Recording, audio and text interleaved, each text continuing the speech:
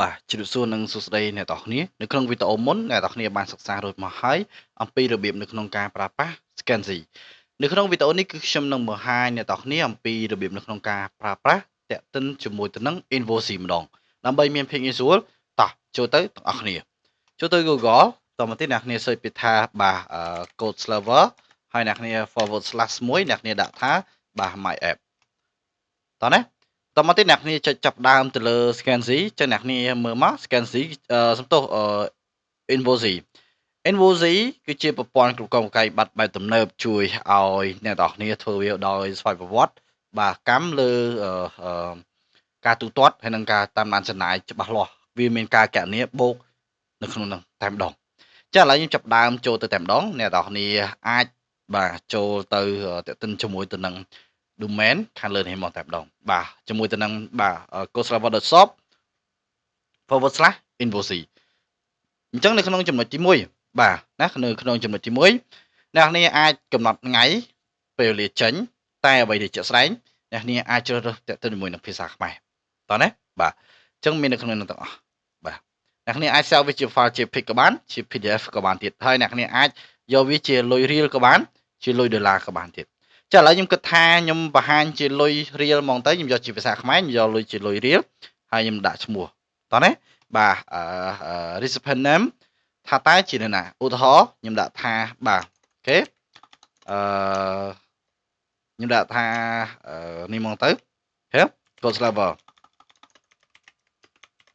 បាទតោះណា address ខ្ញុំដាក់ថា pp បាទ Cambodia ជាឧទាហរណ៍ណាអញ្ចឹង invoice លេខម៉ាន invoice នេះអ្នកគ្នាអាចផ្លាស់ប្ដូរលេខបានទៀតអញ្ចឹងបើសិនជាគាត់ invoice ទី10ហើយ0 10មកថ្ងៃយើងត្រូវចេញ invoice ណាអ្នកគ្នាគ្រាន់តែ click ទៅលើនឹងពុបមកបើចាំសរសេរអ្នកឧទាហរណ៍ថាត្រូវចេញថ្ងៃ6បាទ select យកថ្ងៃ6ខែ6មកឃើញទេអញ្ចឹងអានេះបរិយាយមកតំណែងដែលអ្នកគ្នាត្រូវដាក់អញ្ចឹងឥឡូវខ្ញុំទៅដាក់ចូលកន្លែងនេះមកឃើញនេះបាទខ្ញុំដាក់ថាអូខេកូកាបាទចំនួនម៉ាន10ឃើញទេខ្ញុំដាក់10តម្លៃម៉ាន2000អញ្ចឹងចំនួន10តម្លៃ2000អញ្ចឹងខ្ញុំដាក់ថា2000អូខេអញ្ចឹងវាស្មើប៉ុន្មាន20000អញ្ចឹងឥឡូវខ្ញុំបន្ថែមទៅមុខតំណែងទៀតយកមកទៀតខ្ញុំដាក់ថាអូខេ Fanta ចំនួនប៉ុន្មាន3ដបប៉ុន្មាន2500គឺវានឹងអូតូអញ្ចឹងខ្ញុំចូលមកទៀតអីគេបាទ Sprite ឥឡូវខ្ញុំដាក់ថាអីគេមួយទៀតបាទណាមានទៅតាមនឹង bla bla bla តោះណាបាទអូខេខ្ញុំដាក់ថា cake អូខេចំនួនប៉ុន្មាន7បាទ7ហើយក្នុងនំមួយកញ្ចប់ថា1300បាទ1300គេនេះបាទអញ្ចឹងអ្នកគ្នាអាចទៅបូកលុយនឹងមើលថាតើវាត្រូវដូចគ្នាអត់អញ្ចឹងនៅក្នុងនេះគឺវាច្បាស់អញ្ចឹង enter information យើងដាក់មកបាទជា ABA ក៏បានដែរបាទណាអូខេ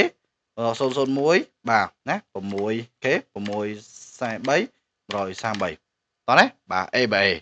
តោះណា ABA អ្នកលក់អញ្ចឹងយើងអាច upload logo បានទៀតខ្ញុំទៅមើល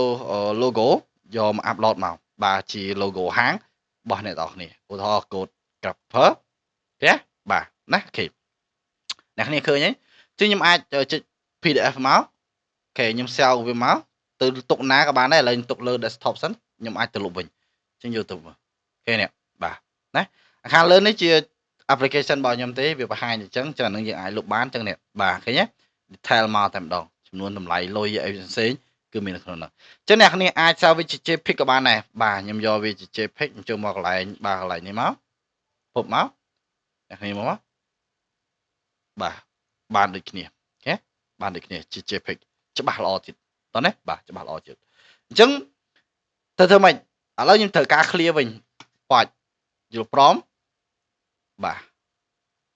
សាថ្មីមកវិញអូខេអញ្ចឹងនៅក្នុងវីដេអូនេះអំពីរបៀបនៅក្នុងការប្រើប្រាស់ Invoice